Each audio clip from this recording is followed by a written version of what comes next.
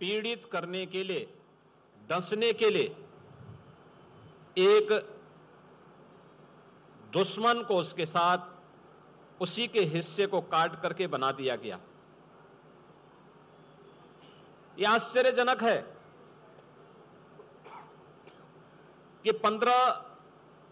अगस्त 1947 के एक दिन पूर्व जब पाकिस्तान का निर्माण हो रहा था,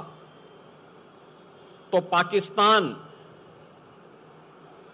बनने के पूर्व कांग्रेस की तुष्टीकरण की नीति के कारण जो दंगे भारत में हुए थे, अखंड भारत में हुए थे, वह दुनिया के इतिहास के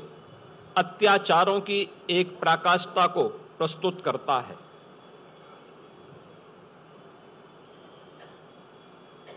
जो पश्चिमी पाकिस्तान था, उस पाकिस्तान में लाहौर हो या कराची, रावलपिंडी हो या मुल्तान, इन सभी क्षेत्रों को हिंदू विहीन बनाने के लिए, सिख विहीन बनाने के लिए, बौद्ध विहीन बनाने के लिए एक अभियान उसकी तुष्टीकरण की नीति पर चल उनके नेतृत्व के कारण पैदा हुआ था। अनगिनत, यानी जिनकी संख्या कहते हैं कि 14 अगस्त 1947 और उससे पूर्व जो हिंसा हुई विभाजन के कारण करोड़ों लोग बेघर हो गए। लगभग 15 से 20 लाख लोगों का कत्लेआम हुआ, चाहे वह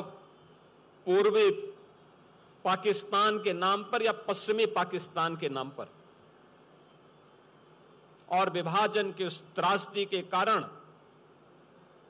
अपना घर बार छोड़ करके दर दर की ठोकरें खाने वाले आए हुए हिंदू, सिख, बौद्ध, जैन, क्रिश्चियन, इन किसी के लिए भी तत्कालीन सरकार ने कोई राहत पैकेज, उनके पुनर्वास, उनकी नागरिकता के लिए कोई पुख्ता व्यवस्था नहीं की। उनके लिए कोई स्मारक नहीं। जिन लोगों ने अपने लोगों को खो दिया, जिन्होंने अपनी विरासत को उस दुर्भाग्यपूर्ण घटना का शिकार बना दिया, उनके लिए न कोई स्मारक, उनके लिए न कोई संग्रहालय, न उनके लिए, उनकी स्मृति के लिए, उन्हें स्मरण करने के लिए तत्कालीन सत्ता प्राप्त करने वाली कांग्रेस ने कोई भी व्यवस्था नहीं दी। हम आभारी हैं प्रधानमंत्री मोदी जी के, जिन्होंने विभाजन की भीषण विभीषिका के शिकार हुए उन लाखों लोगों को, उन लाखों लोगों की स्मृतियों को जीवंत बनाए रखने के लिए 14 अगस्त की तिथि को विभीषिका स्मृति दिवस के रूप में आयोजित करने का निर्णय लिया। न केवल ये उनके परिवारजनों के घावों पर एक मलहम लगाने का कार्य किया गया, बल्कि इस देश को, वर्तमान पीढ़ी को उसके इतिहास से अवगत कराने का भी एक अभियान विभाजन विभीषिका स्मृति दिवस के रूप में इस कार्यक्रम की शुरुआत ने प्रारंभ किया। पहली बार हुआ कि विभाजन के शिकार उन लोगों को जो पश्चिमी पाकिस्तानी शरणार्थी के रूप में 1947 से पहले, 1947 के बाद भी जम्मू कश्मीर और देश के अलग अलग भागों में निवास कर रहे थे, उन लोगों को सिटीजनशिप अमेंडमेंट एक्ट के माध्यम से भारत की नागरिकता देने का काम भी देश के यशस्वी प्रधानमंत्री श्री नरेंद्र मोदी जी ने देश के अंदर प्रारंभ किया। उनको अस्थायी आवास की सुविधा दी। बेघर बार लोगों ने अपनी मेहनत, अपने पुरुषार्थ से भारत के विकास में अपना योगदान दिया। राष्ट्रवाद की एक नई अलग को जगाने के लिए अपने आप को समर्पित किया। लेकिन कांग्रेस उनके पुनर्वास के लिए,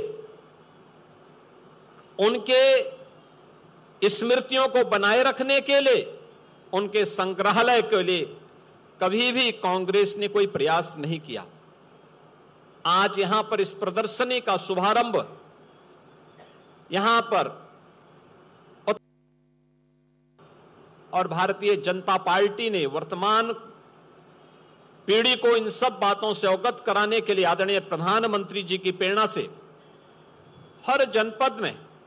इस प्रकार के विभाजन विभीषिका के 1947 के दर्द को वर्तमान पीढ़ी तक पहुंचाने का एक प्रयास है कि जिससे आने वाले समय में तुष्टीकरण की नीतियों का दुष्परिणाम इस देश को किस प्रकार की कीमत चुका करके करनी पड़ी थी, यह देश इन सभी चित्रों का अवलोकन करके डिजिटल आर्काइव के माध्यम से और इन यहां पर लगी हुई प्रदर्शनियों के माध्यम से, हर जनपद में लगी हुई प्रदर्शनियों के माध्यम से अवगत हो सके, अपने वर्तमान को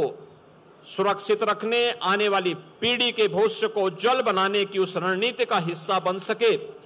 इस दिशा से विभाजन विभीषिका स्मृति दिवस के इस कार्यक्रम के साथ इस प्रदर्शनी का अवलोकन करने, इसका शुभारंभ करने के लिए आज हम सब यहां पर उपस्थित हुए हैं। उन सभी ने, उन परिवारजनों के प्रति जिन्होंने अपने परिवार के सदस्यों को इस भीषण विभीषिका में खोया था,